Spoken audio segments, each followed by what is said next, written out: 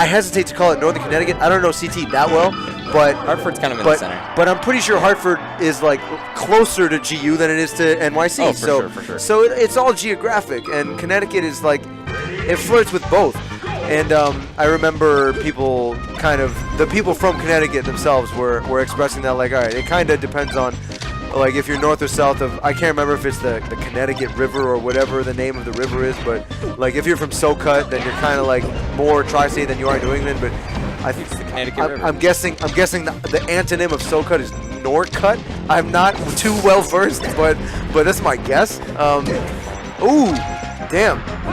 I was going to say, I think Gerg said it best. We talked to him right after his commentary slot. He said that, I mean, CT's tri-state technically, but I really feel a lot more comfortable. So I feel like for the Connecticut players, it's where they feel a lot more at home. What did he say? He feels more at home with New England. More at home. Which is, Well, that makes me happy. Exactly. Yeah, yes. That's definitely a fist bump. Little tennis fist bump. Yes, big time. Yes. Anyways, I want to talk more about the set because Lint's making it a show for Falco. I mean, almost at the same percent now, 2 stocks up, just showing Lint or Joyboy what's up in this matchup. See, being a hog warrior, a regular attendee of hog, Lint has had to do battle with other hog warriors, namely Ricky, namely Slox, Tiramisu, exactly. And as of recently, Joyboy, I mean, he's gone to plenty of NGPs, he's gone to plenty of Multi-Shine Mondays in Rhode Island, but like, what Falco is he getting consistent good practice against that is on the same level of the Foxes that Lint is getting good practice against?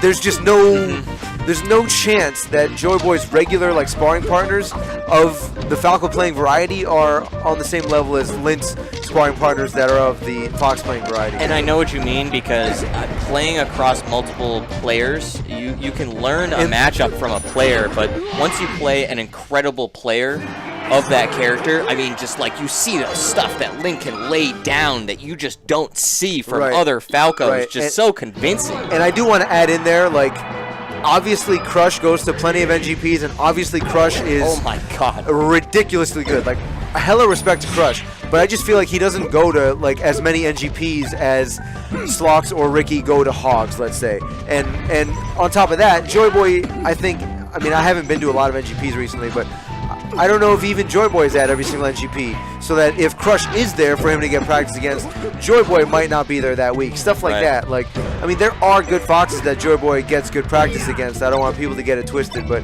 I just feel like on a regular basis, I mean, getting good at Melee happens a lot more with like 20 minutes every day or a couple tournaments every week than it does from than it does from like 4 hours here and there one time, or like, you know, a regional that you take really seriously here and there. It's a knife that you have to keep sharp, and that happens through consistency. That happens through like regular, just habitual practice, solo practice, and tournament attendance.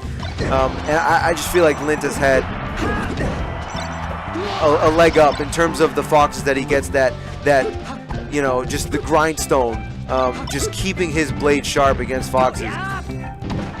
And I mean, he's up a game right now, and we'll see. Like, does it pan out over the course of the set? I don't know, but I mean, if I love Joyboy, and I probably know him a little better than I know Lint, but I just kind of have a feeling that Lint will secure the victory here. Yeah, no, this is looking a lot more even in this set.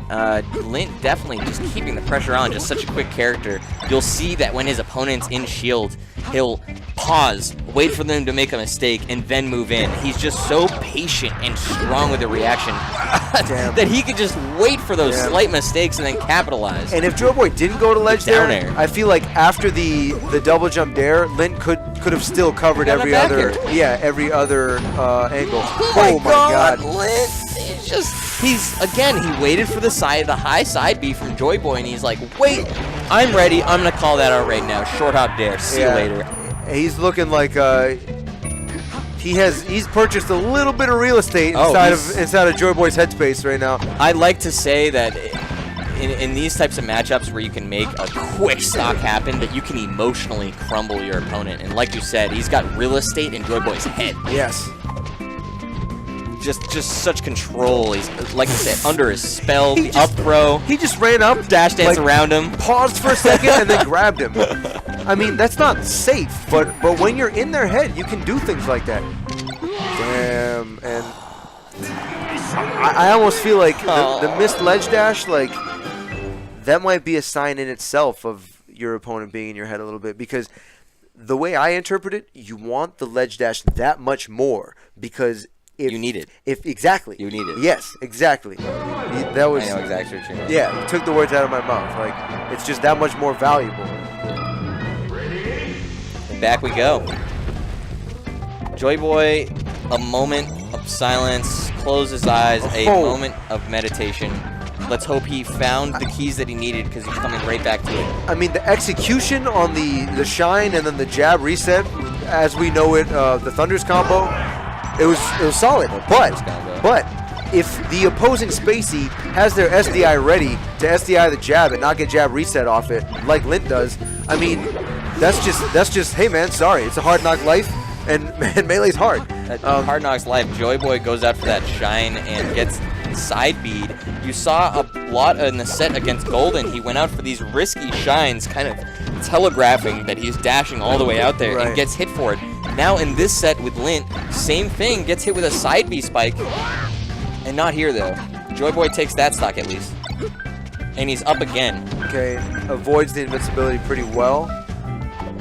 And now I want to say Joyboy did gain a lot off that meditation. His neutral has been looking clean. I feel like he wanted a ledge cancel there, didn't quite get it, but also didn't eat a punish of any sort. And the slide off that down air. Gets the neutral reset off the laser, but he's near the ledge. Damn. I love the ability to do so many different combos on Yoshi's because the blast zones are so close. Right. DI almost non-existent at times. Combos just so potent. Lint has been impressing me with his awareness of like the many different situations where he can DI to get a bounce off of a platform or like the ground near the ledge. Like when you know that you don't have to tech because you can get yourself back to actionability with the bounce off. I mean, Lint's been really good at that in an array of matchups, not just in this set. He just loves it to play it backwards. He'll dash dance around, show his superior movement, put his opponent in shield, and then just work from there. And you see how just able he is to do that. Oh wow, nice edge guard. Kind of a call out on the side B. Yeah, eats that forward smash. Okay, and Joyboy doing a great job again avoiding invincibility. Sets up a combo, but wasn't able to get much off the up throw. It looked like side B, SDI again on the jab. I'm not positive, but kind of a desperate air dodge there, a little nervous looking. Quick stuff from Lint. Let's see. He's trying to close it out. He's got Joyboy outside of crouch cancel percentage big time, but Joyboy working on a punish of his own. Dashed outside out of the dash dance range, but was still able to pull off that back air. And Lint misses that down air. And again, I mean, it's all momentum in this game, and maybe we'll see Joyboy able to force a game 4. That'll do it. That will definitely do it. He waited out the down air perfectly. Landed at the exact time that he could get the up throw and gets it. Talk about like rising to the occasion to keep your set alive. Oh my god. That was it. That Lint had three or four down air opportunities to close out the entire set. And Joyboy milks out each one of those opportunities, or waits him out, finds his opportunity, and then executes. Just incredible. And now I want to see a lot more laser pressure from Lint and putting Joyboy into his shield for this horizontal stage. I feel like if Lint doesn't take advantage of that now, Joyboy might be able to pull back some momentum and pull back into the set. Risky dash attack against a shield there. I'd say dash attack as either Spacey is an option you only want to pull out when as he uses it there to net a stock. It's like, it's good when your opponent's at higher percents, and like, I don't know. It's just a risky option, that's all. When you have so many other less risky options in your arsenal. Yeah, the name of the game with some of these players is coverage, and if you just don't execute that coverage one time, the opponent is going to see that, find the defensive opportunity, and get away. And again, the momentum was all Lint, but Joyboy taking that last game and then taking the first stock here, and maybe taking the second stock right there. I mean, Joyboy feeling good. Even going into this game, I don't want to say he was smirking, but he just looked ready. He looked ready. Look at he's smirking now. If he wasn't before, I mean, you might have just pulled out your crystal ball and been like, Joyboy, you will be smirking in your future. I see smiles in your future, Joyboy. He's having fun with the wall jump laser. Oh my God, look at him, dude. He's gonna be showing his teeth this whole game. I'm calling it. He's enjoying Melee right now, at least. And if not by smiling, then by baring his fangs, right? We saw some jank earlier on that transformation. Don't want to see it again. The running double shine. Caught it with the up air. You saw that, catching the side B? Yeah. Catching it before he got his jump. Oh. Yeah, a little. Went with the hard read. Didn't get punished too hard for it. And I like mixing in the ledge hop edge cancel side B, which is very easy to do on Stadium, but obviously if their opponent sees it coming, like all the viable characters have a way to punish a Fox doing that. It's actually kind of a bad habit I have with my Fox on this stage because there's just a lot of different ways to punish a Fox for trying to edge cancel the platform with their side B. It's a low-hanging fruit kind of way to get like to center from ledge. Man, I mean, I'm just trying to drink this in, the momentum shift that we've seen. Right, right. You talked about the great coverability, but Joyboy, Lint was playing Joyboy when he was in Shield, and now it seems like that's completely reversed. Right. Lint caught in his Shield a lot more, or caught off stage a little bit more, where Joyboy is just able to play this punish game a lot more one-sided. Oof. That almost looked like a reaction to the missed tech. Got a lot of percent off of that mistech mistake too. 82, 90. Wow. Dude, we're going to game 5. Going to game 5, baby. Yo, we did not expect it. Off of that up B angle from game 3 where he just narrowly survived, missed that down air, and now we're going to game 5. He went straight up, if I remember now correctly, right? Yeah, he did. And now we're going to game 5, It eluded the edge guard, and then also he like just got a conversion. Just aerial drifted his way into being like on the inside of the Falco. Just showing the value in a mixed in straight up angle. This is hype, man. You know, I mean, they're the 2 top seeds in the pool. They are. Like, it's the flip side of Yasuo and Golden being like, all right, you're the guy you're the most beatable for me, at least on paper. And then for these two, it's like, it's not that you're the most beatable, but there's the most bragging rights. There's the most on the line and here. It's storylines too. I mean, you said that these two don't really play too much. They are close by, but in terms of player skill, they're near the top of their top and in their region too. So it's interesting to see these two face off in this whole event. Yeah, like these two are favored. Yeah, they're supposed to make it to the top 4, 5, top 4 maybe.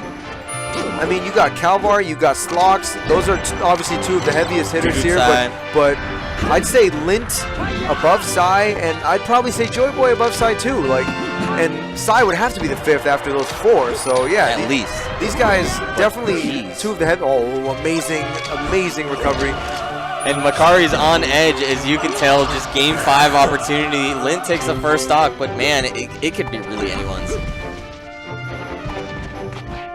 Lint taking the first stock in this game, which was not what he managed to do in the last game. Yeah, Joyboy took 2 in a row. So, like, momentum-wise, we've seen another shift here. Lint kind of just took a second after the last game, goes back to Stadium. He's trusting his guns, trusting his counterpick. has invincibility here. We'll see if Joyboy does his thing where he's good at not getting opened up off invincibility. Succeeds in that regard. Honestly, when you run into a player like that, that's the most frustrating thing. You struggle so hard to corner them with your invincibility, and when your opponent gets in your head and you can't convert off invincibility, that can actually mean a lot, and you don't realize it. It really can. You don't realize it. You start getting frustrated, and you start doing things with your invincibility where, like, you're throwing out an option near the end of your invincibility that's actually really ill-advised. It'll turn into a conversion for your opponent. Exactly. It's almost a bait, saying, oh, I know you're going to do a stupid option out of invincibility. Give me a neutral option. Death off the top after the weird hitbox of Falco F smash. So Lint just kind of going par for the course for what this game has been so far, keeping the lead. And you saw Joyboy with some really good coverage near the ledge there, but unfortunately a couple flubs gives Lint an opening. Still able to convert it though. 2 stocks apiece.